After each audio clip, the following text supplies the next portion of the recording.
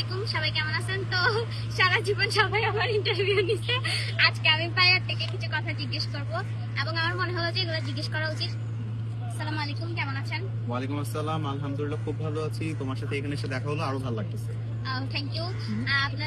আপনার থেকে একটা প্রশ্ন জিজ্ঞেস করবো, সেটা হচ্ছে আপনি এখানে আসার পর এবং যেখানেই যান এত মানুষ যে মানে ছবি তোলা এবং এত বিরক্ত করে, আপনার কাছে মানে অনুভূতিটা কেমন লাগে?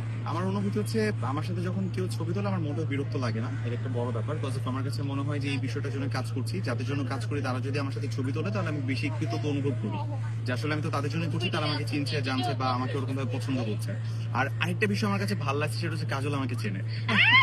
হ্যাঁ, আমি তো আপনার নাটক দেখি, খুব ভালো লাগে, মন ভালো হয়ে যায় দেখলে। এবং তো একটা যেটা কথা যে ভাই আসার পরে এখানে দেখতেছে অনেক মানুষ আসতেছে এবং ভাইয়াকে টেনে একদিকে নিয়ে যাচ্ছে, ছবি তুলতে দিচ্ছে না। তো এই জন্য আমি প্রশ্নটা জিজ্ঞেস করলাম। আসলে অনেক ভালো লাগলো, সবার সাথে একটা হাসি মুখে আন্তরিক ভাবে ছবি তুলতেছেন, এটাই আমার কাছে দেখে খুব ভালো লাগলো। এবং আমি নিজে সামলাইতে পারি না, আমারই নিয়ে এত টানাটানি শুরু হয়ে যায়, মানে বিরক্তিও আসে, বাট আর ভালো।